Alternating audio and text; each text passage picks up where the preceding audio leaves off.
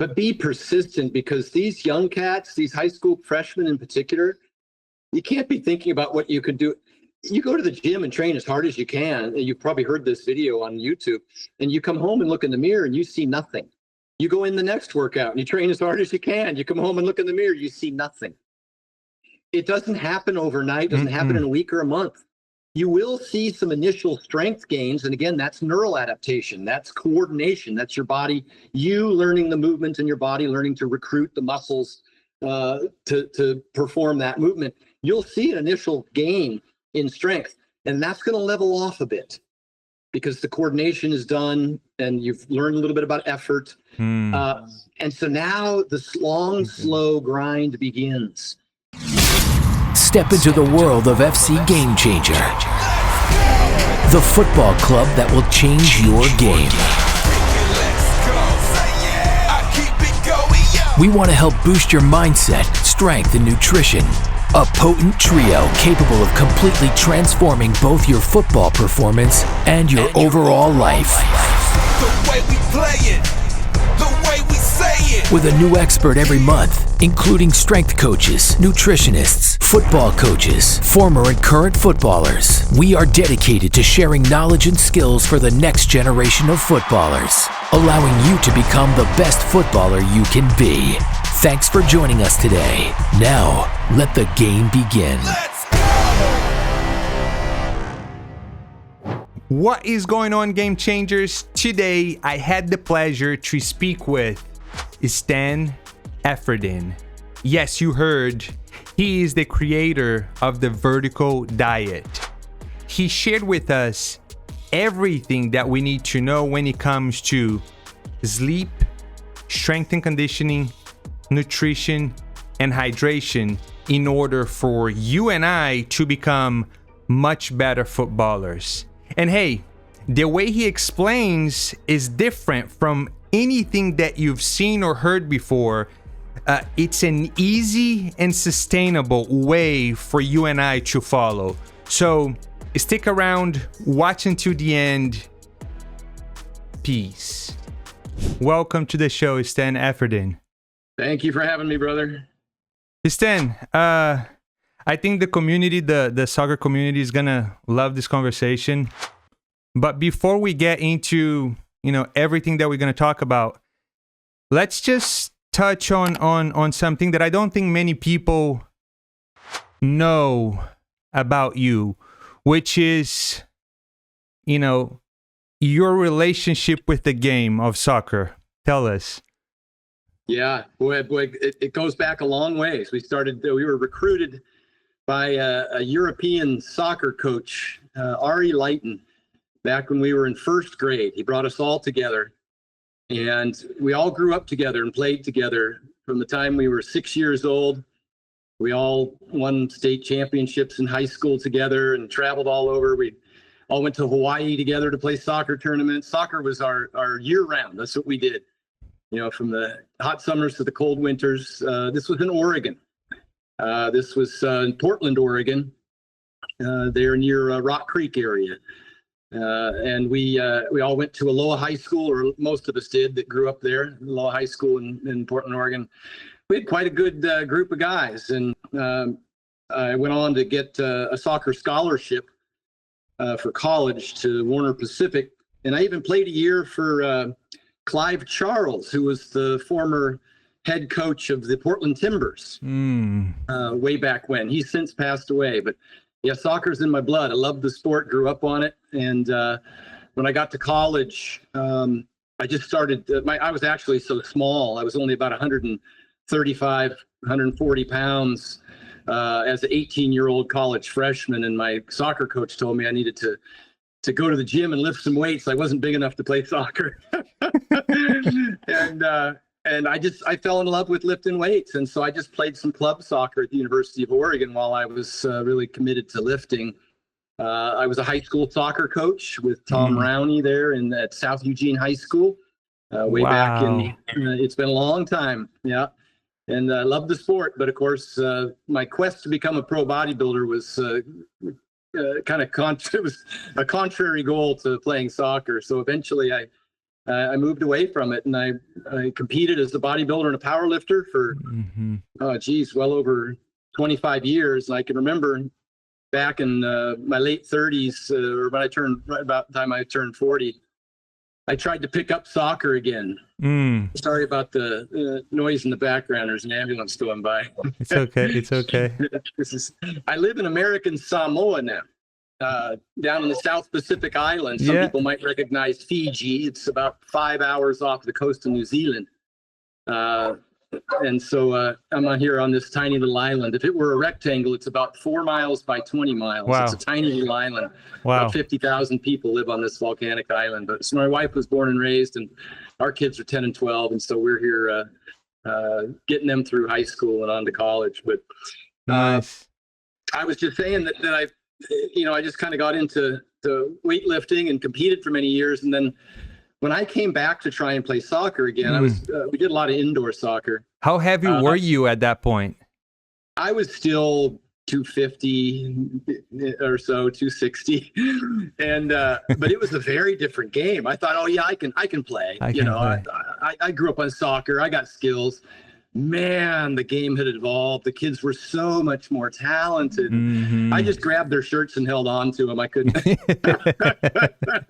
I couldn't run all over the place. So, but I really enjoyed it, and so now, just as a coach, I do have the opportunity to work with athletes from all different fields. Obviously, I worked with track athletes at the University of Oregon, football players. Nice.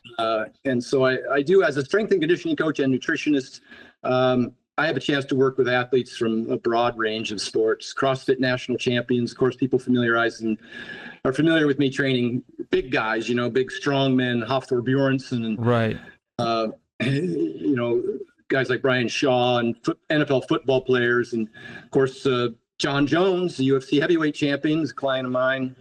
So I've had a chance to work with some famous athletes, but most of what I do, I work with, young athletes. I owned a gym in Las Vegas called Sin City Iron, and every weekend I would host a kids power hour where I would get kids from all sorts of sports, young kids as young as 7, 8 years old, all the way through high school. It would come in and learn to lift, just to build strength to help improve their sport and to, for injury prevention. So I'm just fully immersed in strength and conditioning and nutrition for all athletes and general population for weight loss. Right. No, that's awesome. I personally, I didn't know. I've been following you for so long now. I had no idea about your relationship with soccer. Had no idea. So through the research, that's when we were like, oh, he does have a relationship with the game. And if I'm not mistaken, you were offered a scholarship for soccer too, right? Yes, indeed. Yep. College scholarship offer. Yeah. And what was that kind of like? Okay, do I take this or do I go to, U of O? You got a psychology degree, right? At U of O? Yeah, my undergrad was a science degree in psychology, and then I did 2 years of postgrad in exercise science. I see. And what made you decide, okay, I'm not going to go take the soccer scholarship, and I'm going to go do this instead? Was it like your size, your what was it? I started lifting weights to improve, to get stronger for soccer. And I just absolutely fell in love with it. I started reading the muscle and fitness magazines, and I wanted to be a pro bodybuilder at that point, which is funny to say because I was 135 pounds, That's insane. And that's the furthest thing from a pro bodybuilder. And I just absolutely loved it. I ended up training, just constantly. It became a part of my life, became an obsession for me. I see. So that's basically what basically took you away from soccer, basically. You just fell in love with lifting. Yeah, but I played recreationally, and I did study exercise science. I did coach high school soccer. I was playing club sports and indoor soccer. Tacoma has that indoor soccer arena, the Tacoma Dome. We used to go up there and play a lot. And that's amazing. Just for fun. It was a hobby at the time, but really my passion started to be the bodybuilding. And even when I was coaching soccer, I was lifting and trying to get all the young athletes to lift, which wasn't that popular back in 1988 and 89. Not as many athletes, especially soccer players, they they thought that lifting weights would make them slow or bulky, or that was the. Okay. Since you mentioned that, let's because most of the audience, we have a younger audience, and I also coach. I still play. We have a good community here in Eugene. When I talk to these young players, they all think that I agree with them, right? They need to spend time with the ball to become good at that sport. Yeah. Fine with that. However, if you just play the game, you might end up getting injured, and they all do. They don't understand that, lifting weights is actually helping them prevent injuries and also, improve performance, gain speed, explosion, all of that. Break that down for us. What do you tell athletes when they come back to you and say, I'm not going to do this. I don't like it, and it's going to make me slow? Well, the American Academy of Pediatrics says in their position statement that resistance training is, their word, essential for adolescents for a host of reasons. Like you mentioned, it helps with injury prevention. We see a lot fewer injuries in athletes who lift weights, knee stability, all those things. It helps with performance. Obviously, you mentioned speed.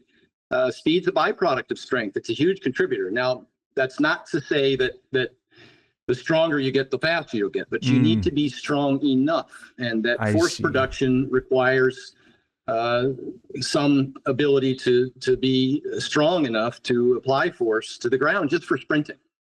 And we know, some of the great sprinters now regularly lift weights, and helps increase their stride length and their explosiveness.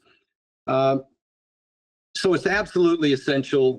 Plus, soccer's a rough sport. You're going to have to check your opponent and keep them off the ball, and you have to be able to. It's not all about positioning. Some of it's about strength, and same with change of direction. That's a big one. It's hugely important that you have some lateral strength in order to do change of direction. Just to stop and decelerate, and then accelerate the other direction. All of that is assisted by some sort of weight training. And weight training, I do this with UFC athletes. I work with, as mentioned, John Jones, but also Henry Cejudo and a host of others that they don't want to get bulky or heavy. They have a weight class to maintain. So we focus on getting a good strength to weight ratio. And I've worked with pro soccer players who in college were a little heavier and stronger. And when they got into the pros, they, for some reason or another, the coach had encouraged them to lose some weight, and they actually got injured as a result. I see it with pro basketball players too. I work with NBA players. And you need that strength for stability. So what we do is lifting weights doesn't necessarily mean you have to gain a lot of body weight. Strength is largely a neural adaptation. It's a nervous system adaptation. Okay. And you can lift for strength without building a lot of muscle. But you still, so muscle size doesn't equal muscle strength. Correct. Now, if you want to get bigger, you have to get stronger. But if you want to get stronger, you don't have to get bigger. Interesting. That's good for the... And I'll tell you real quickly the difference if people want to know. If you want to get stronger, then you want to lift heavy weights because strength is specific. And so you don't want to lift light weights for lots of repetitions. You want to lift something that's a hack. Okay. So I shoot for 4 to 8 reps or 5, let's say 5 reps on average, 5-6 reps. That's about 85% of your 1 rep max. And so if you can squat, say 300 pounds, then you'd really only go in and lift about 250 for 5 reps. Now, having said that, bodybuilding, optimizing hypertrophy, the best, the most successful way to do that is to lift pretty close to failure. If you pick up a weight that you can lift 6 times, you want to get almost 5 or 6 reps per set. You don't have to go to failure, but within a rep of failure. Strength is different. If you pick up a weight that you can lift 5 times, you can do 3 reps there. I leave see. 2 reps in the tank, I and see. gain strength and have less hypertrophy gains as a result. Interesting. Okay. And I think that's where some people may make the mistake in terms of training. But even having said that, it takes a long time to add a significant amount of muscle. So, and that initial muscle that you add is going to improve your performance. It's going to improve your speed. It's going to improve your vertical jump, your broad jumps. It's going to improve every aspect of your performance. It's not like you're going to wake up one morning and you're like, oh no, I'm Ronnie Coleman. Right. It doesn't work that way. It doesn't work that way. No, generally what happens is people think that they have to eat a ton of extra calories to gain size, and you do not. So You can lift in maintenance, or you can eat maintenance calories. You don't have to have a huge surplus. You don't have to shovel down tons of fast food and pizza, pasta, pancakes and be in this massive surplus, because then you're just gaining fat, and fat does not contribute to performance, and that extra weight will impair your performance. Okay, so this is interesting that you're saying. So, and I'm learning myself too. Right. So let's bring it back a little bit. You talked about let's start with strengthening. I know that we're gonna get to nutrition, and both of them, they go hand in hand, right? Yep.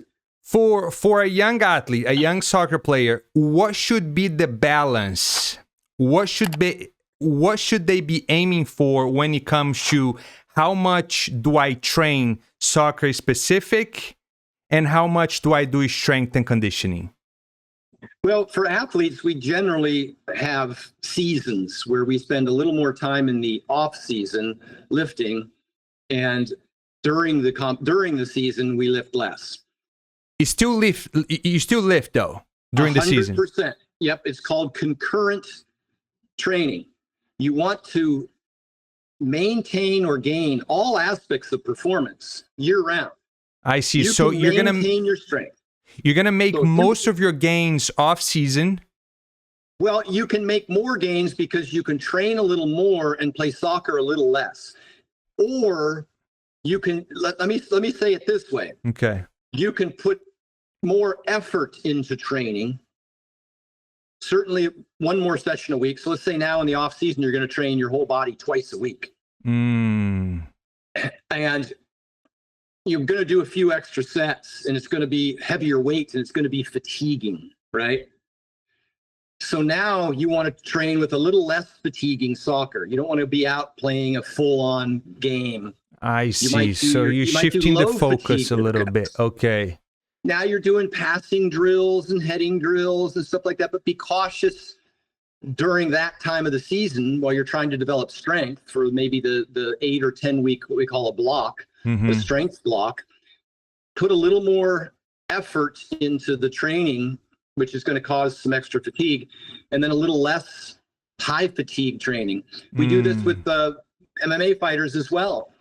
If I have them lift heavy weights, then the next day I'll have them do something like jujitsu or pads, as opposed to wrestling, because wrestling's high fatigue, you know?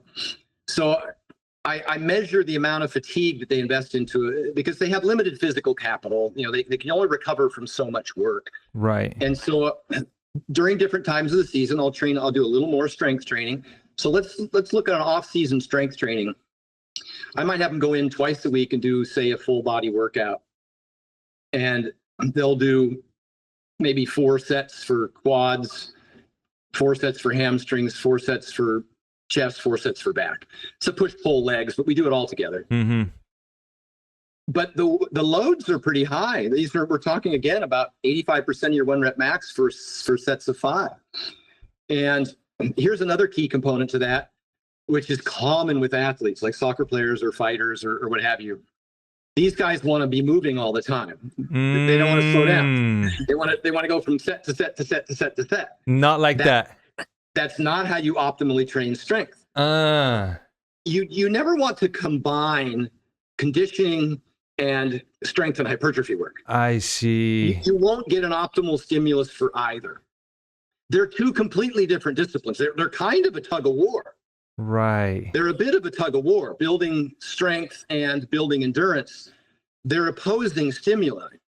And so you have to separate them, and you have to train them optimally, but separately. You can't go into the gym and take 30-second rests and do set after set after set after set and just be in there trying to put on a sweat and breathe real heavy. That's not an effective stimulus for strength. The strength stimulus wants you to lift a heavy weight for lower reps, and then it wants you to rest at least 2 minutes. Between sets. For a big set of legs, if you're doing a big leg press, then you might want to rest 4 minutes between sets. This is really good. The reason being is you want to train strength. And in between sets, there's a number of things that have to recover, which can be things like your cardiovascular fitness could be one. You want to be completely recovered so that when you do your second set, you can get almost as many reps with the same weight. You don't want to see a precipitous decline in repetitions after you do set over set. An example would be if you went and did dips and you could do 20 dips on your first set. Then you rest for 30 seconds and you jump back on there and you can only do 14. Yeah. And then you rest for 30 seconds, you jump back on there, you can only do 8. You want to try and get as close to the same number of reps on the second set as you got on the first set. I see. And that requires that you rest at least 2 or 3 minutes. We see that leads to better strength gains. And that allows your creatine phosphate system to restore itself. That's your immediate energy, your first 15 seconds. That allows some of the metabolites to dissipate. You've heard of lactate, which is really a hydrogen ion buildup. You want to let those dissipate. You want to let your oxygen replenish so that when you go to do your second set, you can get as many reps as you got in your first set, or hopefully within a rep or two. And that is a sufficient stimulus for strength. It's completely different than cardio. So I don't train them together. You can do a chest exercise and rest for 90 seconds, then do a back exercise. You can do that. I see. Different muscle group. Different, yeah. What we call synergistic or opposing muscle groups. You can do that and get an equivalent response for hypertrophy, but I still don't think it's optimal for strength because the central nervous system is going to be engaged in both. And if you're lifting heavy weights, you want that central nervous system to be completely recovered. Makes sense. So, wow, now this is so much information. This is good. This is good. Is there a time, though, that you want your soccer players to gain size and not so much strength? Hypertrophy? That would depend on the player. I mean, some people are pretty lean. I know that they're very low body fat, and it might be wise for them to have a small calorie surplus. You can only gain muscle so fast. It's a long, slow process. That's why I like to start these kids in, late into junior high school and certainly all through high school. They should be, if they need to add muscle, they should be starting as a freshman in high school or maybe a year or two earlier. Not many of them are, though. No, at the very least, you're not going to build a ton of size before you have testosterone, before you go through puberty and have testosterone. I see. But you can lay down a lot of neural pathways. This is something that's very important that strength coaches recognize. As a young athlete, the same way that you do when you you practice, so you get coordinated, right? Your body's laying down neural pathways. Let's say, for example, that a city wants to expand beyond its current borders, right?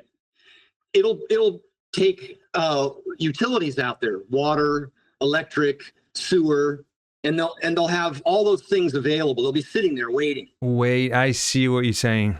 And then when developers come along and want to put homes on that land and sell homes, they can just hook right up. All the pathways, all the roads have been built. The sewer and the water and electric's all been hooked up. That's similar to neural pathways. I see. So that essentially that's going to make it way easier for them in the future. 100%. They'll already have developed, the muscles will already have the network that they need so that when they start lifting heavier and the hormones come into place and they increase their calories slightly, that they'll be able to grow those areas because they've been stimulated already. Wow. Okay. So it's like practice. At that point, it's like practice. Right. I had no. Lifting. Right. I think. I'll say this: you don't have to spend a lot of time in the gym. You can train long or you can train hard, but you can't do both. And the stimulus required is pretty minimal. Dorian Yates, one of the greatest bodybuilders of all time, I think he was 7 or 8 time Mr. Olympia. He trained 3 times a week for less than an hour. That's crazy. Okay. Yes. Okay. So that is telling a soccer player shouldn't be in the gym for more than 40 minutes. Exactly. Right? And only needs to do, I would suggest doing about 4 sets. They pick 2 exercises for legs, maybe a leg press and leg extension for quads. Hamstrings, they're going to want to do a knee hinge, like a leg curl. Right. And they're going to want to do a hip hinge, like an RDL or a Romanian deadlift. They want to do some sort of knee hinge and hip hinge. 2 sets of each. So they're going to do 2 sets on the leg press, 2 sets on the leg extension. They're done with quads. But remember, these are hard sets. So they will have to have warmed up sufficiently. Right. If let's say on a leg extension, they've got the pin and they're using, they're raising the weight each time. Don't pre-exhaust with a whole bunch of repetitions of lighter weights. Do a couple reps with the 40 pounds. Do a couple reps with 60 pounds. Do 1 rep with 100 pounds. Do 1 rep with 140. And then take the pin and put it at your max weight for 6 reps, 180 pounds or whatever it is that you can do a leg extension for. And do a hard set within a rep of failure. As hard as you can go to where it's like 1, 2, 3, 4, 5, 6. That's the set. And those last 2 reps where you notice that the tempo slowed down, those are the reps that cause the growth. Interesting. So if you do 5 reps and you could have done 10, not a sufficient stimulus. Okay. Okay. Let's get to where you're within a rep or 2 of failure. Like I said, in powerlifting, you can leave a couple reps in the tank. You don't even have to get that close. You just have to lift a heavy weight. 85% of your 1 rep max, you're going to get maximal muscle recruitment on the very first rep. And so you only need to do about 3 of them. And that's what I do with the fighters. They'll do 2 sets of weighted chins and 2 sets of deadlifts or rows for back. And then they'll go do 2 sets of bench press, maybe a dumbbell flat and a dumbbell incline or something. There's not a lot of variations for chest that you need, but you don't need more than 4 sets. 2 sets of 2 exercises. You don't need a lot of 12 reps, 10 reps, 8 reps, these declining reps. You don't need it. And that might help solve the problem that you mentioned initially. They don't enjoy it. Yeah. No, totally. Because 1, it's time, right? Yep. And you just broke that down perfectly. You don't need much time in order to become stronger, especially as a soccer player. You do need to pay attention to, like you said, the weight, about 80% of your 1 rep max. Attention and get consistency. Consistency and intensity. Yep. You don't need a ton of volume. You don't need a ton of sets and a whole bunch of different exercises. Find a couple that you like. The reason this is more enjoyable, and this is even for general population, the reason it's more enjoyable is because it's measurable and it's progressible. They can see the results. You go grab a trap bar deadlift bar, for instance, and you go in there on day 1 and you put 1 plate on each side and you deadlift it for 5 reps. When you come back 4 days later, you might get 6 reps. When you come back 4 days later, you might get 7. When you come back 4 days later, you might get 8. And the next time you come in, you realize, hey, this is getting too easy. I'm going to add 10 pounds to each side. So gains momentum. Now you're back to 6 reps because you increase the weight. So you can't lift as many repetitions. But the next time you come in, you lift that same weight for 7 reps. And this goes on and on forever. And what's cool? It's measurable and it's progressible. And if you write it down, every time you go to the gym, you try and set a PR, a 5 rep PR on each exercise. And that is it. That's the foundation of strength training. Yeah. No, what the thing is too, though, the internet is a great thing. Social media is a great thing. However, the amount of information that's out there that kind of confuses the young athletes with, do this Bozu ball lifting away overhead for 15 times until you fall. Like stuff like that I think they look at that stuff. It's like, oh, that's challenging. That's hard. That's what I should be doing.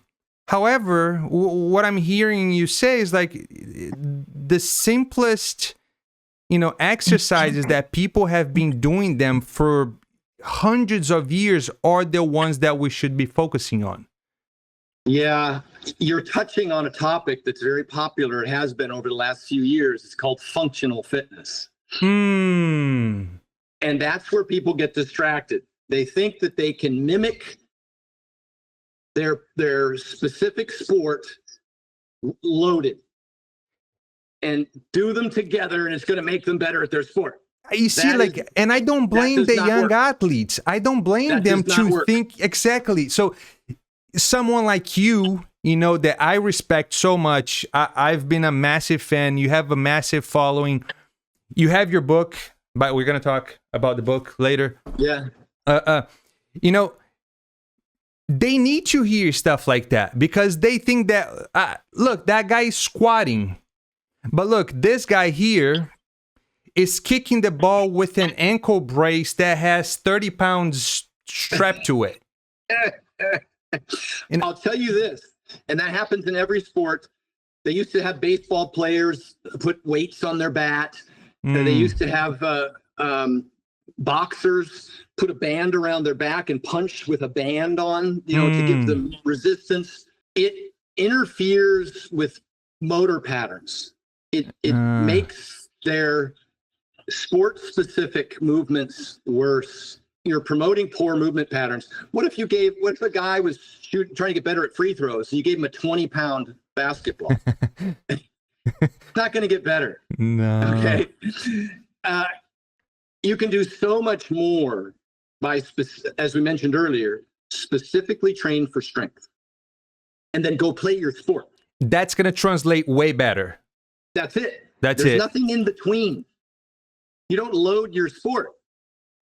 It completely changes the dynamics. And there's another component to that too.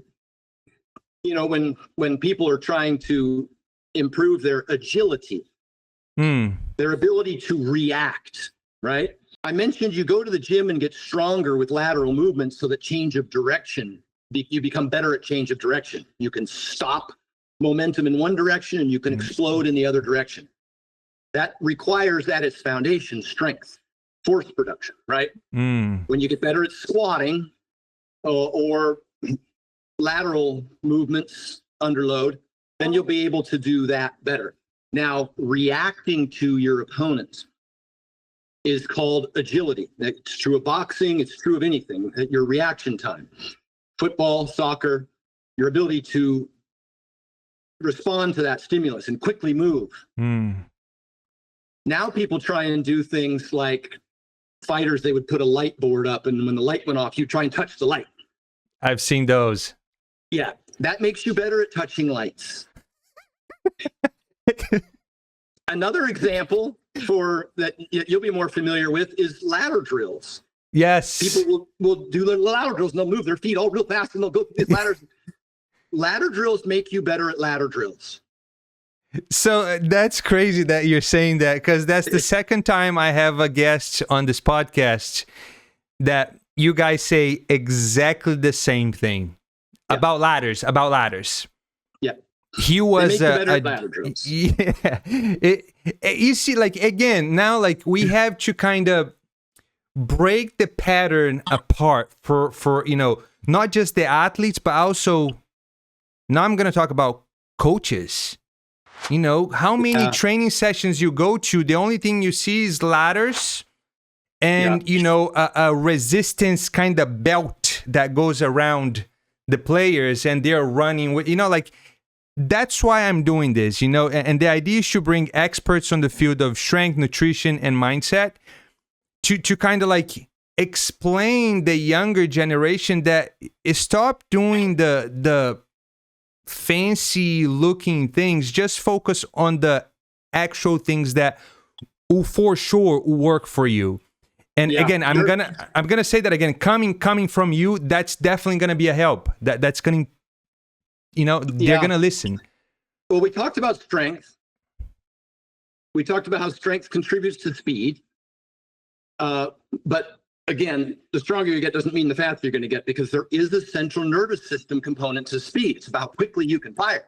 And you train speed and you train central nervous system, you train firing quickly with quick movements. But the way to do that is to sprint. And here's something that's very important. So you want to go to the gym and you want to increase your squat. You want to do some weighted jumps so that you can increase your plyometric explosiveness, right? And then you want to sprint. Here's the thing about sprinting. And I'll circle back because I want to touch on one more thing with respect to agility. Here's the thing about sprinting. You're only getting faster if you're training close to your top speed. I see. So let's take a sprinter, for example. And I trained sprinters at the University of Oregon, Tracktown, USA. This is Nike Town, right? Right. This is where they held the Olympic trials. This is one of the The greatest hub of running. Yep, it is. And here's what is very important about sprinting. You've heard that practice doesn't make perfect. Perfect practice makes perfect. Right. And if you've got a bunch of tired guys out there trying to learn a skill, they're just going to bad motor patterns. You just keep repeating bad motor patterns. Same thing could be true of sprinting. If you take a sprinter and let's say the sprinter has a 10-second 100, just for example. If he's not training within 10% of his max speed, he's not training for speed anymore. So if he's in practice and he's running hundreds, as soon as his 100 time goes slower than 11 seconds, he's not training speed anymore. I see. You might be training endurance, but that's not how you optimally train endurance. You might be training some other adaptation, but you're not training speed if he's not running fast enough within 10% of his max. Same thing I said about weight training. 85% of your 1 rep max. Strength is specific. You're training the central nervous system. Okay? So either he has to take longer rest periods or he's done for the day. And you run as many hundreds as it takes to develop that speed. Right. But as soon as it's not speed training anymore, maybe he isn't conditioned enough to run more than 500s at top speed. In which case you do some more conditioning. You do the zone 2 work on a bike or swimming, something that isn't as fatiguing as running, so you can do a lot of it. And it's important to recognize that your high fatigue should be about 20% of your training, and your low fatigue should be about 80% of your training. One more comment on agility, and I do want to get back to, and it's brought up another topic with respect to the type of sport soccer is, which you're aware. Agility, the way to develop agility, because I told you that the light boards don't work and the ladder drills don't work, you have to play at the speed of the game. That's why when players play against better players, they get better. I see. Okay. Iron sharpens iron. So if you're playing against somebody who's not as good as you and is slower than you, you're not going to be training. Same thing we do with MMA fighters. We have to bring in other great fighters to play at the speed of the fight. Interesting. You can't be in there just practicing on mitts. And, you have to go against an opponent who is going to move at the speed of the game that you're going to be competing at. That's the only way to get that agility training, is to play at that high level. Now that exposes you to higher fatigue and higher exposure to injury risk, etc. So you got to be cautious. But that's the tipping point that you're playing with too, and that's how you get. Yep. Why do you have, Yep. That's how. Why do you have feeder leagues, and you have better and better and better players playing against each other, because that's how they get better. Yep. So that and now back to the type of sport soccer is. When I was growing up, we all thought it was an endurance sport, and we jogged and jogged and jogged and jogged and jogged. Soccer is not a jogging sport. Soccer is sprint, walk, sprint, walk. And that is the way you need to train. You need to train plenty of zone 2, being able to breathe comfortably, then you can just go forever, right? That's zone 2. And zone 5. All out, just like we talked about sprinting. Yep. You train in those two zones primarily, and you're gonna increase your ability to perform in those two zones, which is the better adaptation for soccer. So if you watch soccer players, if you just watch one, as you do and as you know, they're not jogging all the time. Mm-mm. Yeah, so walk, sprint. Totally. Yeah. And it's funny that you're saying that. I don't know if you're familiar with the Brazilian Ronaldo, one of the greatest, greatest number 9 ever to exist. And he, even though he is still one of the greatest that ever played the game, there was an interview that he was saying that he had many devastating injuries, knee injuries. And he said that what caused him these injuries was basically the type of training that back then they didn't have the specific training for specific players. Nowadays, the top level, they know who is who. They train specifically to that player.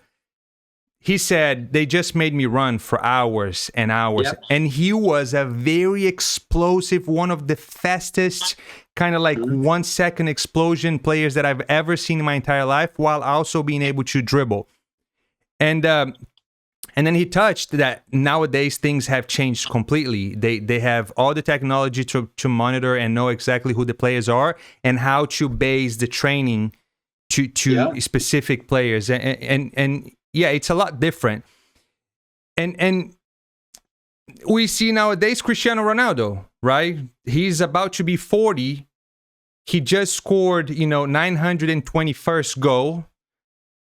He looks like a 20-year-old, running like a 20-year-old, and everything he does is to optimize, his game. And again, it's the lifting, it's all the other stuff, the sauna, the cold plunges, and mainly, diet.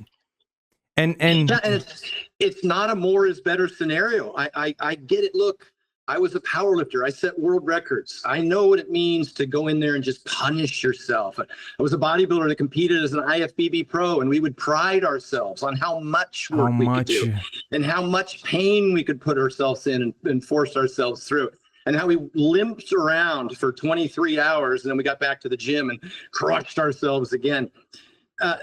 Totally unnecessary and counterproductive, as you just mentioned.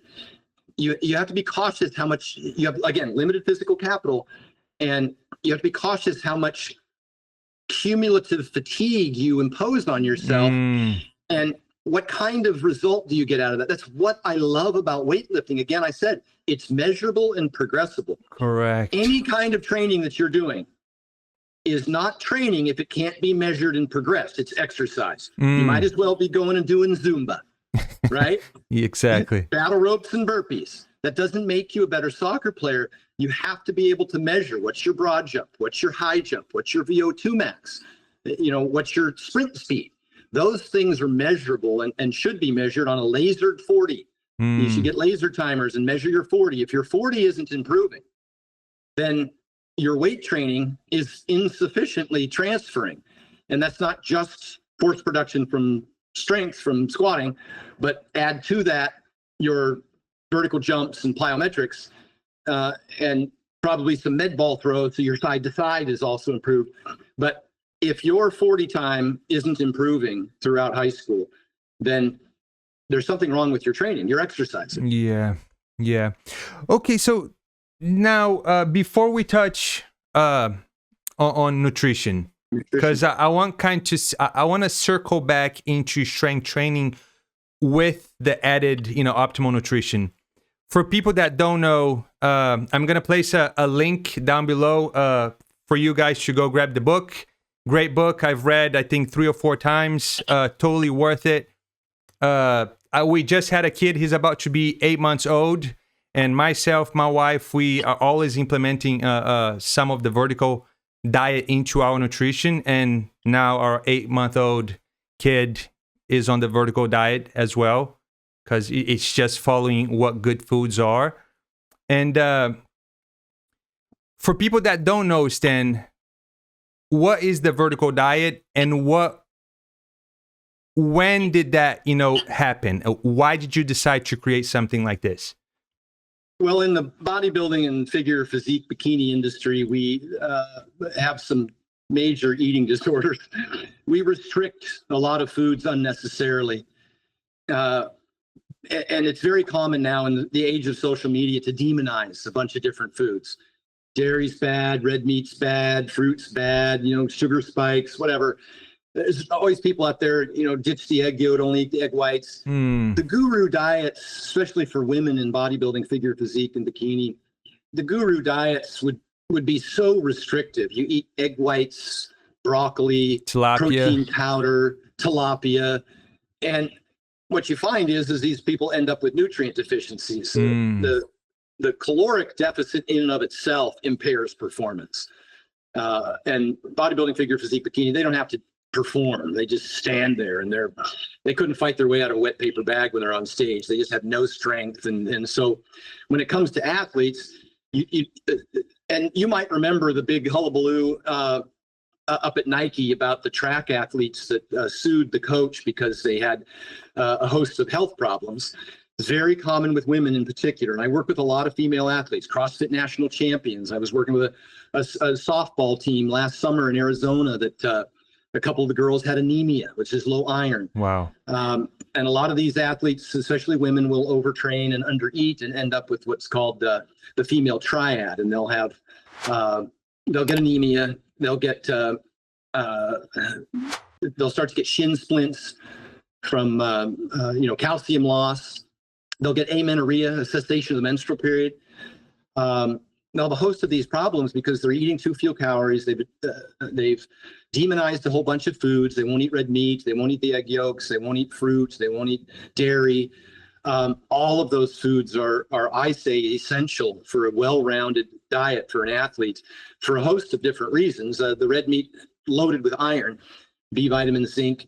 And I'm not suggesting that you eat only red meat. I'm saying you want a diverse portfolio of proteins. The egg yolk has all the biotin and choline in it, and the milk has your calcium and dairy in particular. And this Dr. Stu Phillips of McMaster University, a PhD in exercise phys, he says dairy has an independent effect on performance, independent of protein and calcium and calories. Dairy has an independent beneficial effect on performance. Interesting. For those athletes who can tolerate the lactose in dairy, I put plenty of it into their diet program. If lactose is a problem, then you can move to a Greek yogurt, which is usually more tolerable, or we have the lactose-free Fairlifes and the like. But I have dairy in there as a protein source. I have salmon, as you know, for EPA and DHA, which there's some research suggests it might improve performance with cellular fluidity. So if not, you can supplement EPA, DHA. I'm not a huge supplement guy, but there are some things that I think are essential. I think all the kids should be taking creatine, even as teenagers, and we hesitate to recommend that because we always say 18 and above. But at any age, there's no evidence that it has adverse effects, and there's a bunch of evidence that may have positive effects on performance. So the vertical diet is intended to be first and foremost more whole foods and less restrictive. And so it includes a broad range of whole eggs, milk, yogurt, salmon, lean red meats, chicken, of those sorts. Because after calories, which we discussed briefly earlier, you want to make sure and get at least enough calories to fuel your workload so that you're not at a deficit and losing strength or energy over time. Second to that is protein intake. And you want to probably, for most of your athletes in soccer, 1 gram of protein per pound of body weight. We're talking about lean athletes. So it's safe to say that. If I get somebody that's 30% body fat, then I might get a gram of protein per pound of goal weight or lean weights, right? But for soccer players, particularly teenagers and college athletes, I'd get 1 gram of protein per pound of body weight. Plug that in. Write that down right now. If you weigh 170 pounds, I want you to get 170 grams of protein a day. The ISSN recommends you do that in at least 3, maybe a little benefit to having 4 meals a day. 5's no better than 4.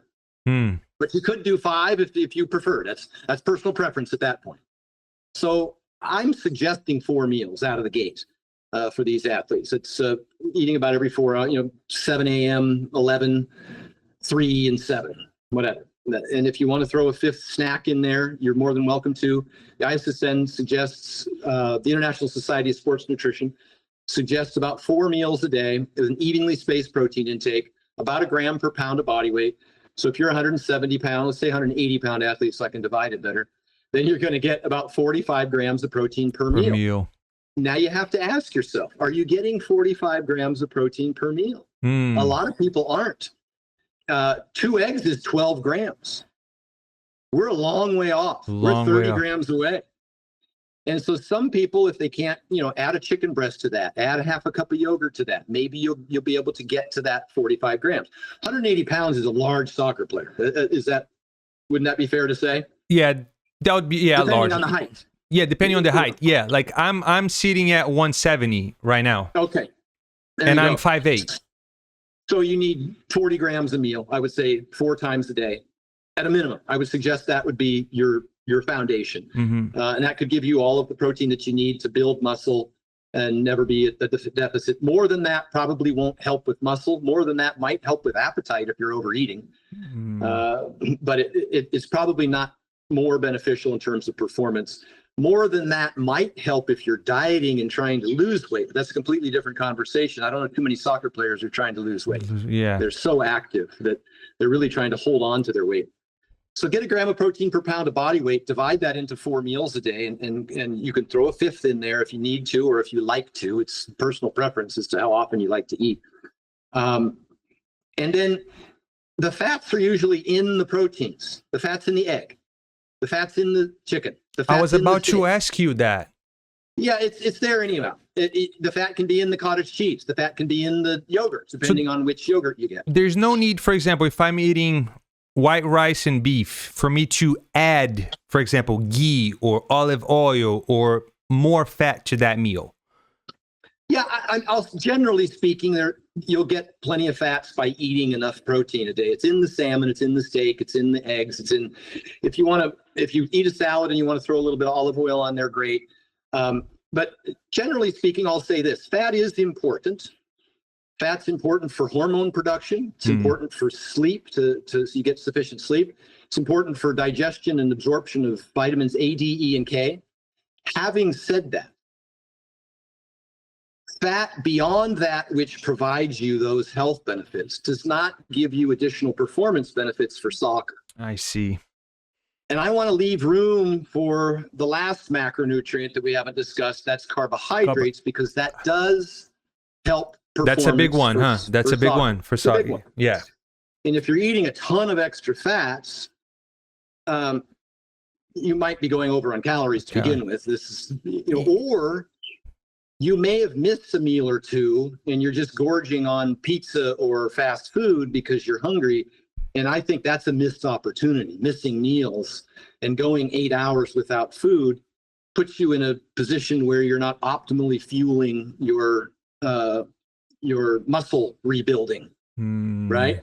Because there's no mechanism to store protein in the body. So that's why the ISSN recommends you get at least 3, possibly 4 evenly spaced feedings.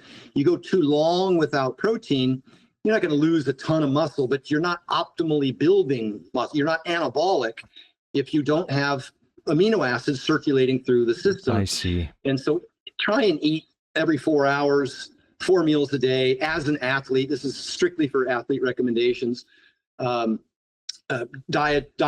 and people with type 2 diabetes may restrict a little in terms of meal timing, but that's not our conversation. So, and the reason it's important to mention that is because, like you say, people that watch a lot of Instagram get distracted by people making claims about diets for populations that are different than these athletes. They're talking about, overweight, sedentary, insulin resistant, individuals, and it doesn't apply to athletes. The same thing would be true of sodium consumption, that you don't need to restrict sodium as an athlete. It can be very important for performance. So that's a big one that I've added to my nutrition since I've read the book. Did you feel like it helped you? 100%. 100%. 100%. 100%. And to be fair, it makes the meals even more pleasant as well. Like adding a little bit more salt, to your beef and your carrot and rice. That it's great. And also it may help you eat a little more food. That's another thing about the vertical diet is the vertical diet originally out of the gate was intended to work with athletes who had a high caloric demands because they had a high workload. They were either large individuals who had to fuel a significant amount of lean muscle tissue, or they were highly active individuals, CrossFitters training 3 times a day, football players doing daily doubles, soccer players, MMA fighters, even bodybuilders with long pre-contest routines, etc. Powerlifters who were 300 plus pounds. In order to eat enough food, and sometimes we find that you get athletes that get tired or weak, it's just because they aren't eating enough. They're training so hard. And the vertical diet, especially the Monster Mash, which is the meal where I use ground beef and I mix it with white rice and bone broth, and I can add some scrambled eggs or peppers to that, like you say, for taste. That, because it's soft and you don't have to chew a lot of it, and it's moist because of the bone broth, it's easier to consume more calories. It tends to digest a little faster, so you're hungry again sooner. That helps athletes who are having a hard time maintaining their weight in season. And that's another thing about the vertical diet too that I don't think you mentioned, the low FODMAP, that it's super easy. Basically, all the foods are super easy to digest too. Yeah, and that's a term that's your general audience might not be familiar with, but there's a term called FODMAPs, FODMAP, fermentable oligomonosaccharides and polyols. Now, this is a diet that was designed by Monash University out of Australia. There's a lot of good research to it. It's for people with IBS, irritable bowel syndrome. Okay, it's really specifically for people who can't digest high FODMAP, high gaseous foods, things like onions and garlic and broccoli, things that cause a lot of gas and bloating, and for these individuals, even painful bloating to where the stomach hurts. I lean into those types of foods for athletes because I don't want them to be bloated when they're out on the field. And it's not a good food, bad food conversation. I see. And there's lots of high FODMAP foods that have really good fiber and prebiotics that may be consumed in some reasonable dose, probably not timed right before a training session. And again, it's individualistic. It's how you respond. If you recognize, I use the FODMAP menu, which you can Google, and it'll give you a list of foods. And it's, again, not good food, bad food, lower gas, higher gas. And people respond very individualistically. Some people can eat these foods in any amount and have no adverse reaction. Some people can get painful responses from them. If you're in the middle, then I tend to lean into the lower gas foods, particularly pre-training. And also, if you have to eat a large volume of food, then you're going to want to drive that volume with lower gas foods so that you don't feel bloated and tired all the time. I see. But they're not bad foods. I see. So that's very important. I don't. Again, the vertical diet intended to be less restrictive, and the FODMAP is viewed as an elimination diet that's restrictive. And I want to be cautious that we carefully weigh why and how we implement it. I see. Now, what I've seen from what I eat, especially based on the vertical diet, is just nutrient dense foods. And I think when we throw the topic, diet, people go straight to what you're talking about when it comes to the bodybuilders back in the days with the limitations with the tilapia, broccoli and rice, and that's all you're going to eat. Yep. I feel like people, they will listen to that, they will try, and then they will do it. They're going to lose their weight. Now I'm talking about more for the average person. But then they get sick of it, weight gets back in, and that doesn't work. It's not sustainable. And I think some of my athletes, they've said that too. They've said, I don't want to get on a diet. I think changing the mindset to just, don't even think as, you're going to be on a diet. You already eat things. Just try to eat, just normal, good foods. But to the young population, instead of like weighing everything and knowing exactly how much protein they should eat per meal plus carbohydrate intake, what's an advice you can give to them that's kind of easy for them to follow? I would recommend they learn the calorie and nutrient content of foods. how do you teach a young person to balance a checkbook or a banking account? They have to be educated on that process first. And that doesn't mean they have to obsess over that all their life, but they have to have some measure of understanding that there's inputs and there's outputs, and you have to balance those. And so I do recommend. Okay. No, this is good because if the athlete really wants to get better and pursue like a professional contract one day, yes, that is needed. You do need to measure. You should be tracking your sleep. You should be tracking your performance, as we mentioned, measurable and progressive. Am I getting faster? You should be measuring your food, at least initially, until you get after a little while, when you get used to it, you can eyeball it and you got a pretty good idea. Mm-hmm. You just weigh in every morning. You should measure your weight. And with athletes, we measure their weight before and after training sessions, because if you lose a significant amount, if you sweat a lot during training and you've lost 3 or 4 or 5 pounds during training, you need to replenish that. Or maybe you're doing a night session, or tomorrow's session could be adversely impacted because you haven't gained back what you lost the previous day. And that could be both in terms of lean mass and water weight. So we do measure those things more specifically, or at least you should have a plan in place to bring sufficient hydration so that when you're done with a really sweaty workout in the middle of summer, that you can rehydrate yourself. And then, of course, in the book isn't just diet, as you know. We talk about a whole host of things that are important for performance, sleep, hydration, yeah. And we talk about the fact that we talked about eating 4 times a day and getting a gram of protein per pound of body weight. Well, you'll also want to get sufficient fluids throughout the day, and sodium, whether or not you put that on your food or you put that into a drink, because you sweat out a lot of salt as soccer players. Most of the research that's done on sweating is done on soccer players and hockey players and football players. They sweat a ton. And it's genetic as to how much sodium you sweat out. Now, we measure our athletes. We send sweat test patches to them and find out exactly how much salt they're sweating out, so we know how much to replace. Lane Johnson from the Philadelphia Eagles, shout out to him. He just won. They're headed to the Super Bowl. Yeah. Very exciting. I have athletes on both sides of the ball that use the vertical diet on the Kansas City Chiefs and the Philadelphia Eagles. That's so it's cool. Exciting for me. So are you rooting for someone? Agony of defeat. I've been with Lane a long time now, and he's been a big proponent of the vertical diet, and so I'm always voting for Lane. my wife is from Philadelphia, so the entire family is extremely excited. Yeah, it's going to be fun. I know it's a bit of a three-peat, but they've seen this one before. It's playing back, but it should be exciting nonetheless. He sweats out 5 grams of sodium an hour, and people probably aren't familiar with how much salt that is. That's a lot of salt. Okay.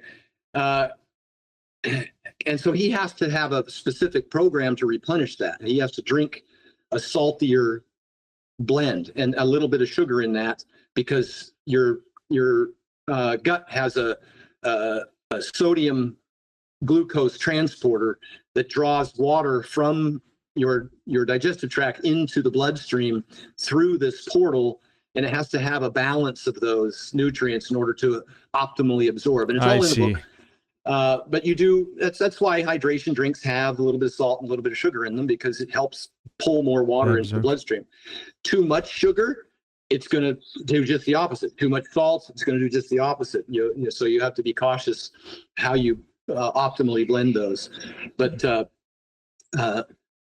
I think it's important, and I would go so far as to suggest, as far as tracking meals, at least initially, to learn what's in your food, to learn how much protein you're getting, and how many calories you're consuming. That allows you to at least maintain your weight, or get into a slight surplus if you're super lean and want to add muscle. That you should use something like a MyFitnessPal and just track your meals for a while. I see. And how would a young soccer player know the maintenance, caloric maintenance for them, or if they are on a surplus or not eating enough? There are calculations. I have one in the book, and I have one on my website. It's free. It's the Jorn-Tromlin equation. There's many equations. to allow you to calculate your BMR, the total number of calories that you burn in a day. You plug in your workload, which affects obviously how many calories you consume as far as your energy expenditure every day, your exercise. And it'll give you a number, it'll spit out a number, but that's kind of a guesstimate. It's an average. That's why it's important that you weigh yourself every morning and you track your calorie intake for a while. I see. Because then you'll be able to see if you're losing weight, you're not eating enough calories. Yeah. It's really that simple. There'll be some minor fluctuations for food volume and water retention and stuff like that. But for the most part, if you average the weekly weight, weigh in every morning, average the week, then do the same thing for the next week, compare the two averages. That'll take care of all of the fluctuations. And you should be able to at least maintain, if you're not gaining weight, then you're going to want to add a few calories. So we talked protein. We talked about the fact that you have to get sufficient fats, and that's usually in the rest of your foods. Yep. And that leaves us with carbs. And the foundation of the vertical diet, carbohydrate intake, are high potassium carbs. So where do we start? What kind of carbohydrates? I told you what kind of proteins. I told you the fats are in the proteins. Now, what kind of carbohydrates should we start with?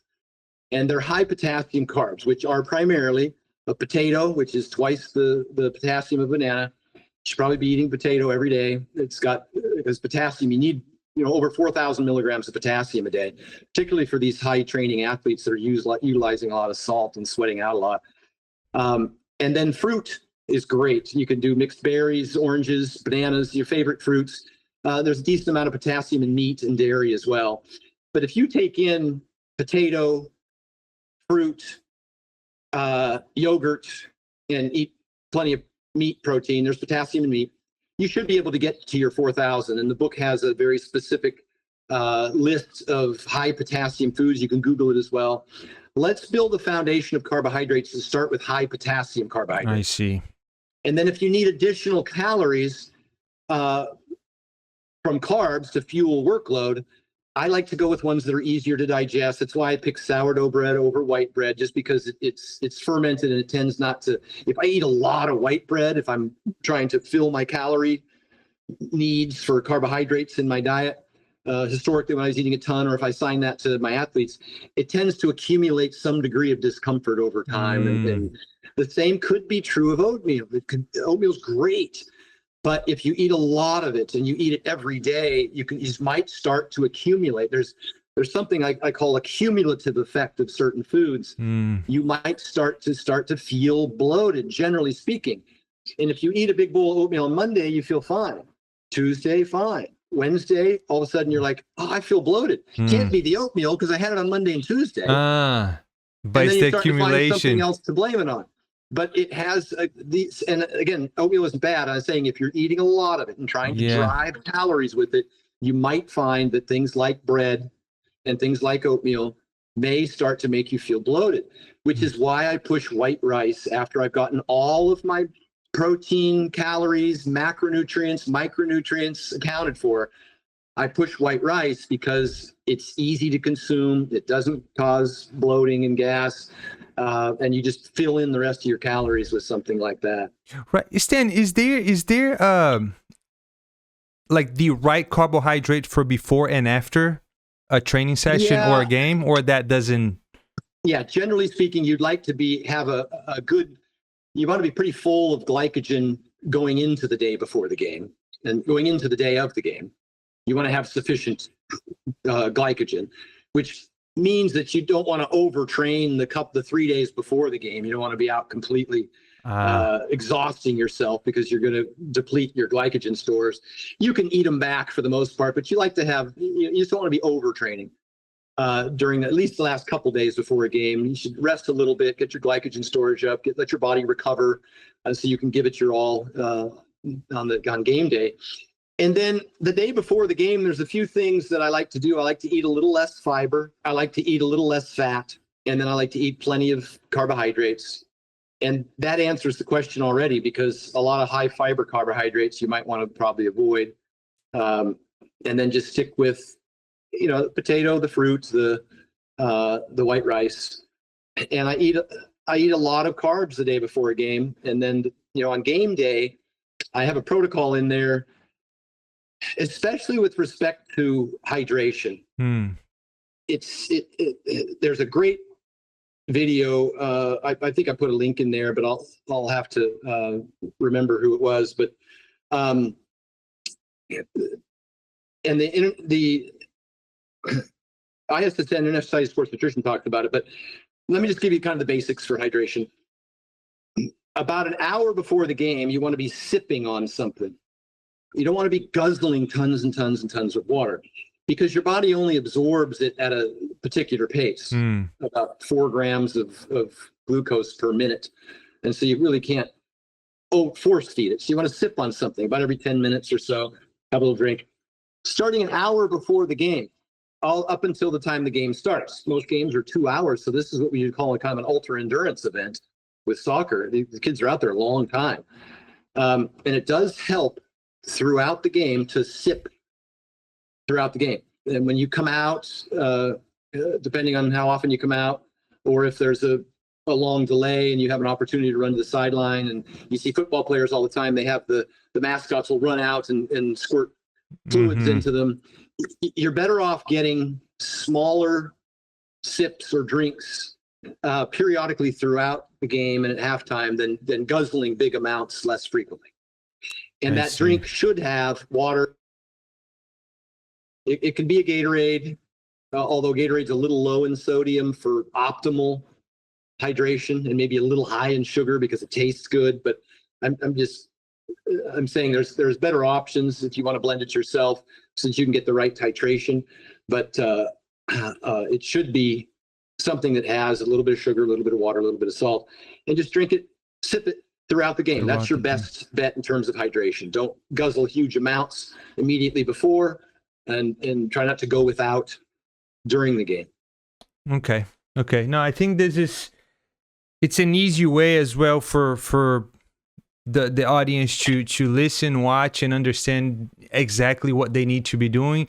And from everything that you've told us today, these are simple things that requires, consistency and a lot of discipline as well, which I think it's a little bit hard for, younger athletes to kind of get that discipline and keep things going. But like you said, once you start seeing the results, things might change, right? Because now you're going back to the gym, you're lifting, then you go out on the field, your performance is better. And why is that? Oh, because now I implemented, strength and conditioning plus nutrition on top of all of this. When it comes to, let's say, the three of them combined, right? The soccer-specific training plus strength and conditioning plus nutrition, what can you tell these young athletes that will kind of click for them to be like, you know what? Yeah, I'm losing on my performance, on my speed, on how good I could be based on what Stan is telling me through strength and conditioning and nutrition. Yeah, and I guess there's a whole chapter in the book on sleep. We can't really talk about those other things without talking about the foundation upon which all of those things sit, which is sleep. And that's something that I grossly neglected in high school. I worked until midnight and sometimes didn't get home until almost 1 a.m. And then you're up again at 6 o'clock. I was getting 5.5 hours of sleep. That's a no-go. Sleep is, that's when all of your repair is done. That's when your nervous system, that's where you actually learn the skills that you worked on the day before. They become ingrained so that they become easier and moving forward.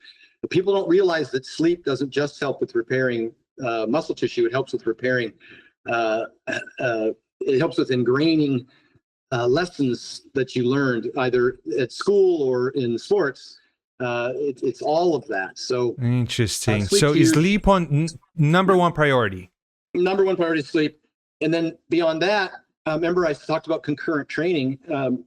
In the book, I talk about that's what gets measured, gets improved. And so you should have a piece of paper that you take out, and you should write your daily weight, your hours of sleep, and you should do your MyFitnessPal to check your calories every day. Am I getting a sufficient number of calories and protein?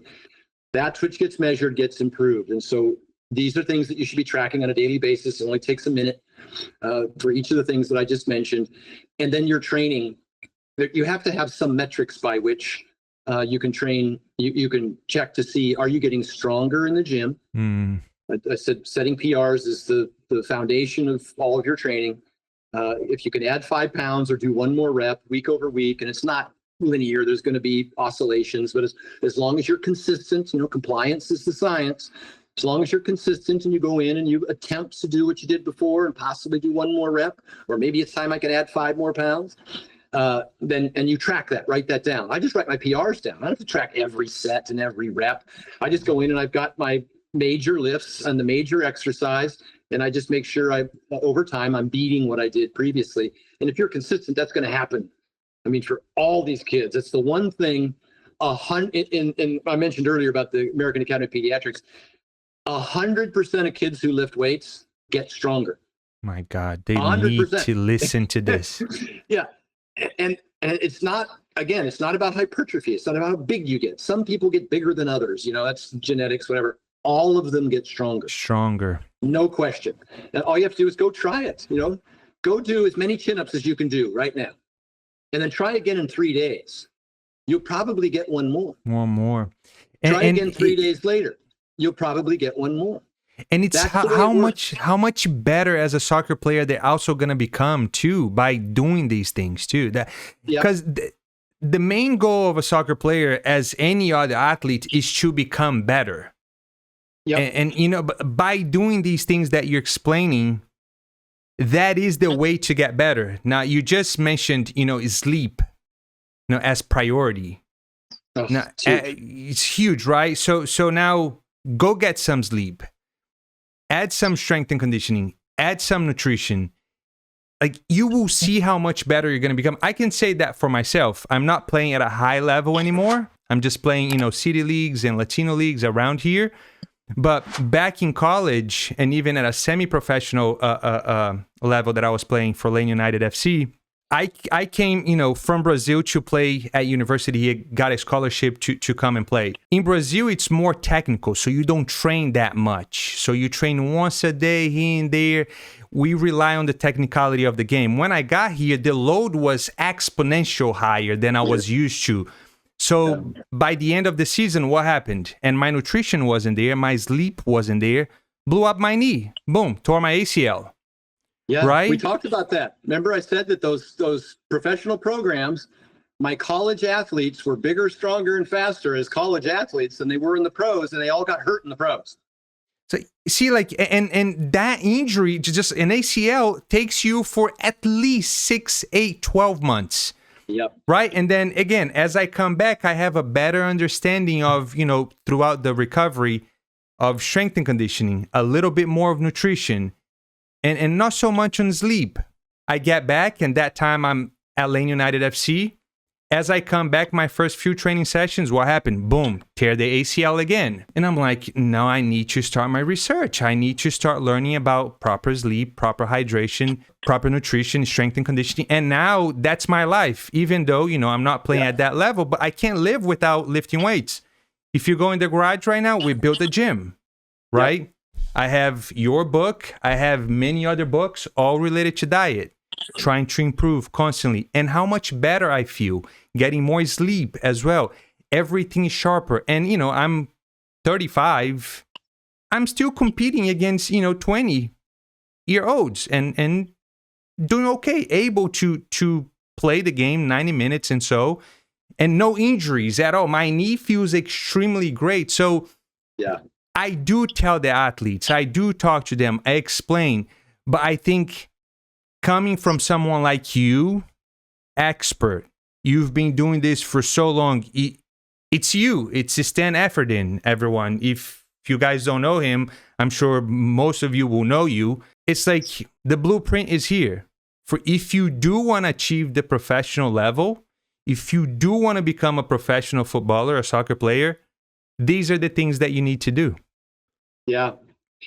For beginners, I've got in the book, of course, I have a whole section on training that breaks down all the different aspects of training. But even if I tried to talk about them, people would just get confused. So let's oversimplify it for the dad of a junior high school kid that wants to get into the gym for the first time, or a freshman or sophomore that wants to get into the gym.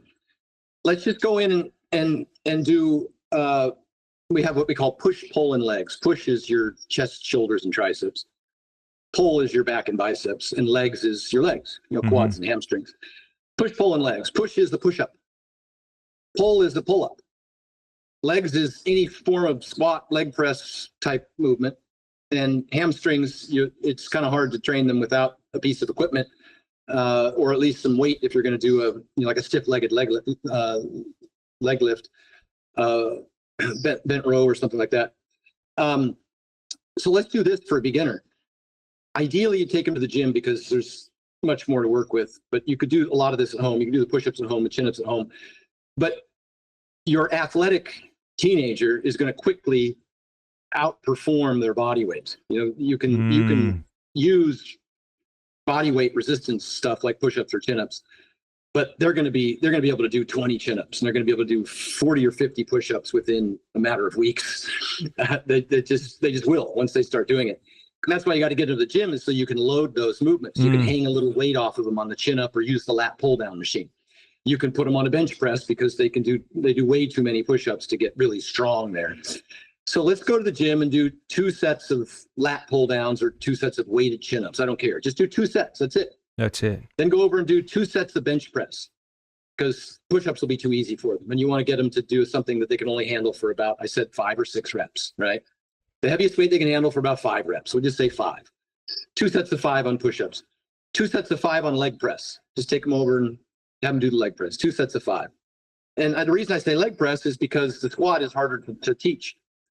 And the squat has no advantage over leg press for increasing force production for sports.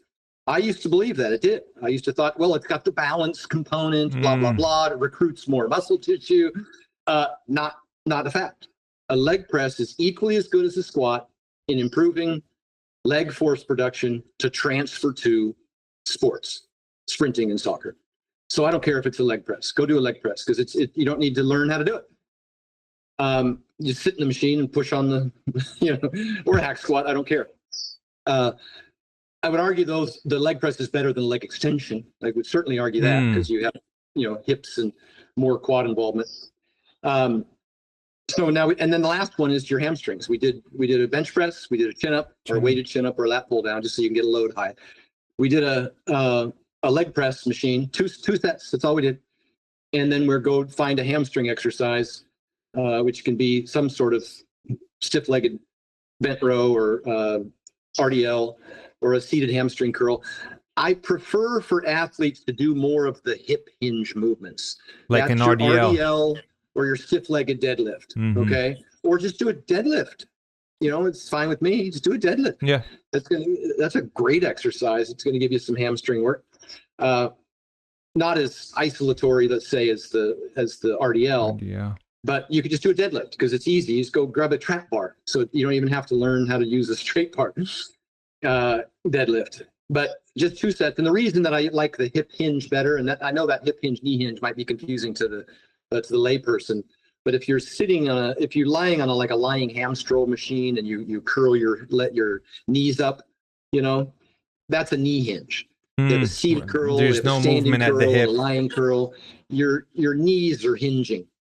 If you're standing there with a weight in your hand and you bend over to do what we call a stiff-legged deadlift, that's a hip hinge. That transfers better to sprinting than a knee hinge. So that's why I like, if you're going to choose one of the two, because we just went into the gym and decided we're going to do 4 exercises. We're going to do a chin up, a bench press, a leg press, and some sort of hip hinge movement. Should be a stiff-legged deadlift or just a deadlift. 2 sets of each. You're in and out of the gym in less than 30 minutes. Do that twice a week. Now, in season, do what Kobe Bryant did. Do what Michael Jordan did. You train once a week, and you do one set. One set, once a week.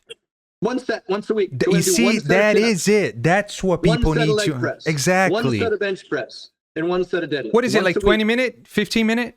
It wouldn't take you 15 minutes to go and do those. You will maintain. Remember, I said on the concurrent training model is such that you maintain or gain all of these aspects that contribute to performance. So how do we maintain our training from the off season? We go in once a week and we do one set. Wow. And you won't lose any strength. You'll lift the same weight that you lifted in the off season when you were doing your strength program, but you'll be in season, and so you won't accumulate fatigue that'll adversely affect your soccer playing. And if your games are on Saturday, then you go do your lift on Tuesday or Wednesday. Yeah. You give yourself enough time to recover from your Saturday game and enough time to recover for the next Saturday's game. That's beautiful. You can get really strong on that. I've had top UFC champion fighters, highly ranked UFC contracted fighters, do that same program and maintain their strength all throughout the last 8 weeks of a very hard camp. Wow. You see, like, no, I'm really hopeful, and having you here, it's first of all, it's a pleasure. I'm getting to meet, someone that I admire. I've been following for a long time, and this is great. I really hope that we can reach so many athletes, but also, like you mentioned, you said, maybe targeted to the parents. Yeah. They are going to be the ones pushing their kids to, get to bed early, eat well, go to the gym, or even do that with their kids too, because that's going to, naturally improve themselves too. Now, this is great, Stan. Do you have, what's next for you? Is there like a new book coming up? I am working on the world's strongest diet, and that talks a lot about how people who are trying to gain weight should eat and train. A lot of the stuff we just discussed in greater detail, but it's generally speaking, it's going to be for high school and collegiate athletes who are trying to get bigger, stronger, and faster, and the way to train and eat and sleep in order to optimize that effort. That's my current work. I should hopefully be able to wrap it up in the next few months. A lot of that information is in the vertical diet. The foundation of that information is in the vertical diet book. This was intended to be a little easier step-by-step for a layman to follow. Not as, not very, it's not, I didn't write it for the academics. Behind the scenes, I'll have some links to research, but the book itself is intended to be, here's what you do, step 1, step 2, step 3, here's your grocery shopping list. Here's nice. the meals that you want to eat, how to cook them, how to prep them, how to take them with you. Because we talked about the importance of compliance is the science. And a lot of what we do is we encourage our athletes to prep their meals and take them with them so they have what they need when they need it. So it's a lot of ways to, I say it's 1% information and 99% execution. People get confused by all the different information, but the basics are the basics. Is that, are you implementing them consistently? That's where the huge deficit occurs. Even in the diet world, where we have all this stuff about how to lose weight, the best diet's the one you'll follow. Exactly. And there is no keto, intermittent fasting, carnivore, paleo, vegan. It doesn't matter. What matters is, can you make a diet that becomes a lifestyle that allows you to consistently maintain a calorie deficit that feels the least restrictive to you, so you're not hungry and binging all the time and going 100%. On and off of a diet.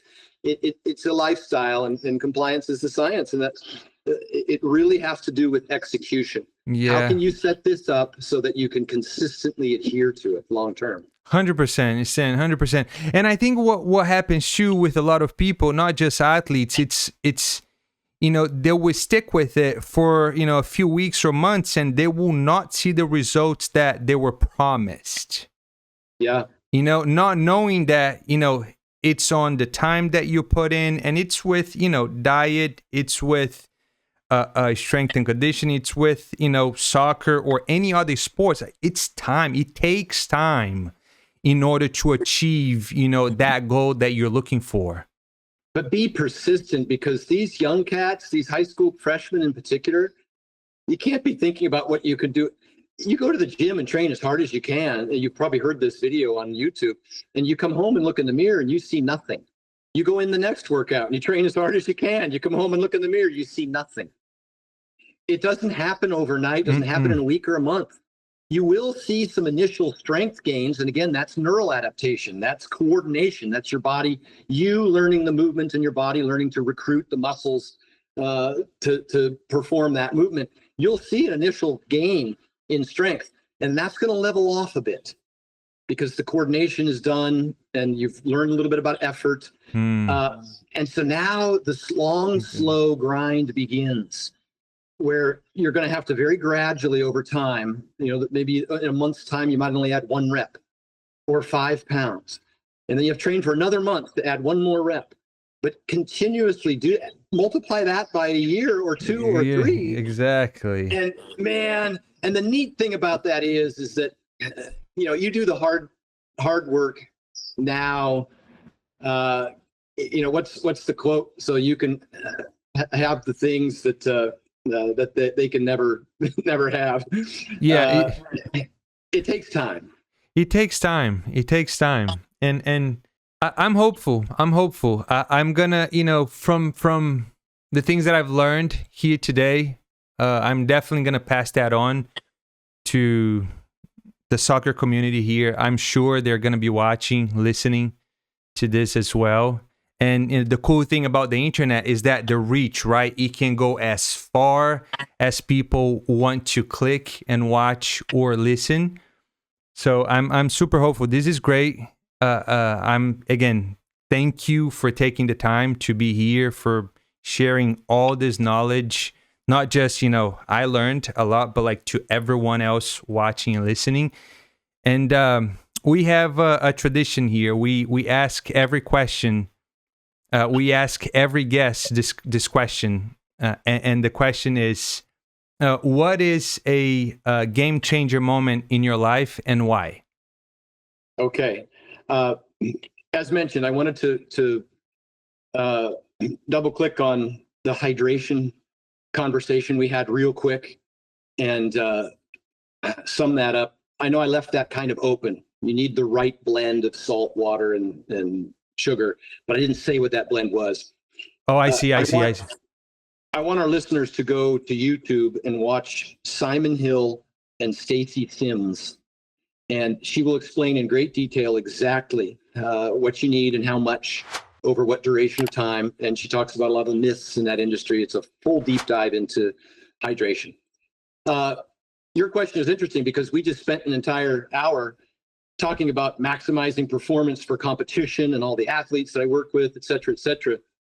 And I spent my whole life doing that. I mean, from the time I got to college, everything I researched, everything I studied, pursuing exercise science and coaching and competing, being coached and collaborating with great athletes all over the world.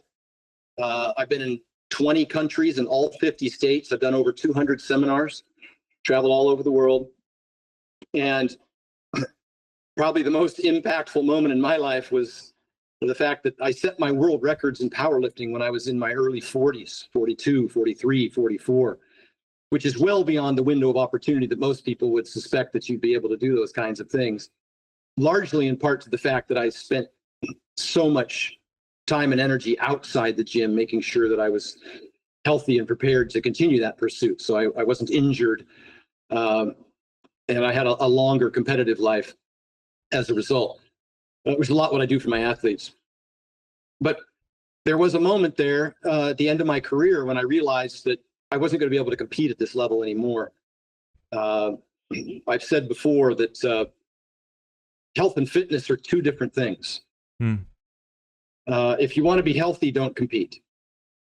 Health is the absence of illness or injury. Show me someone who's never been injured. I'll show you someone who's never won anything. Fitness is the ability to perform a particular duty or task. The fitness level required to be a world's strongest man or a UFC fighter or a 10-year-old badminton player in China blowing out a lateral collateral ligament, or a 14-year-old gymnast in the Olympics with Achilles tendon tear. the list is endless. Kobe Bryant and his injuries, tearing his Achilles, etc. And soccer players, as you've discussed and we've discussed, their knee injuries, etc. You're kind of always pushing yourself and have to push yourself into that gray area, overreaching and then recovering and super compensating and then reaching again for new goals, new PRs. And that's always going to subject you to injury potential. And there comes a time at which you need to wrap that up. And you need to move on and redefine yourself in life. And I had a lot of great successes throughout my life, and we've talked about many of those, and worked and enjoyed vicariously the successes of many world-class athletes that I've worked with. But at some point, it was no longer sensible to be 285, 295 pound power lifter at 45 years old. And I committed to myself that it was time to redefine myself and to lose that weight, as many NFL football linemen do, from 300 plus pounds down to the low 220s in order to live a good lifespan and health span ongoing. You can't continue to do the things you've always done and expect, as an athlete, and expect to be able to recover from that kind of thing as you age. You have to kind of your fatigue level starts to shrink. That's not to suggest that you shouldn't continue to train, you shouldn't continue to sprint, and shouldn't continue to do the kinds of things, say that use it or lose it, and that's true. But don't overuse it, or you won't be able to use it. So, kind of to wrap that up, I would say probably the biggest thing was I was late in having children with my wife, and I have now a 10 and a 12-year-old, and I'm 57. So when I was 45 years old, I had my daughter, and that was life-changing for me because I was no longer the most important person in the world. And for the very first time in my life, I didn't think of me first, because pursuing sports is a very selfish pursuit. Yeah. It's a competitive athlete. It's an obsession, and it's Kobe's talked about this before. You just turn off friends for 6-8 months at a time. Say, I'll get back to you in 6 months. You just don't have time. Everything's a distraction from your goal. And so at that moment when that happened, I decided to live a long life and not hold on to too much weight too long. Bigger dogs die sooner than smaller dogs. And I've seen too many of my friends try and hold on to too much weight too late in life and end up with heart attacks. And I won't mention any names, but guys that people know that stay too big for too long end up in the hospital with a heart attack. And also, it was an important turning point in my life because then I started devoting all of my energy into coaching. It was subsequent to this time that I wrote The Vertical Diet and started traveling and doing seminars. And I think putting a balance to competing, but taking care of yourself in such a way that you decreased your exposure to injury, but also you had a longer career. And that's a lot of what I do for my big athletes in particular, is I make sure and address things like in the book, we have a whole chapter on blood testing. We talk about blood pressure. We talk about insulin resistance. We talk about all that stuff in the book. Injury prevention and rehab, all of that's in there. And so right now you get a young kid, he's, guns a-blazing, YOLO, college kids eating McDonald's, playing Division I football and going to the pros, right? There's a time limit to that. It's not optimal. And I would just say that this is probably beyond the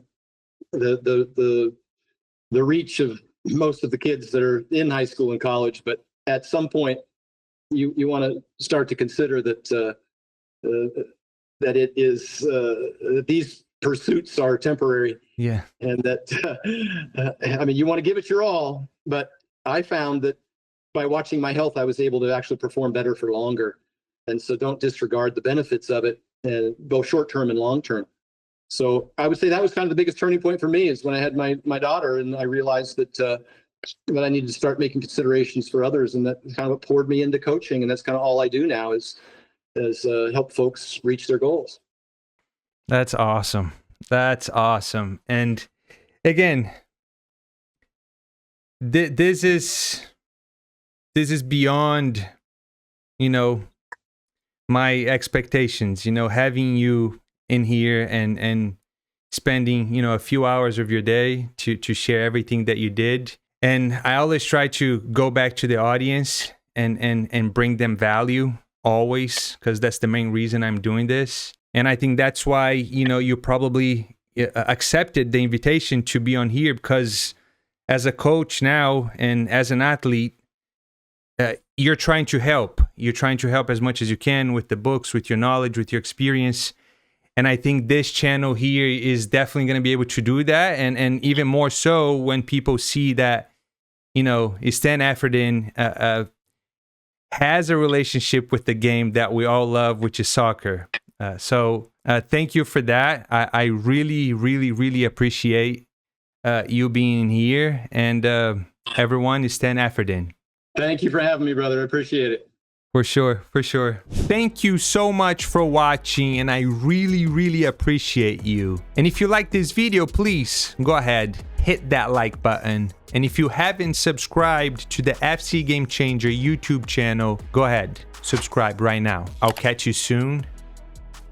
Peace.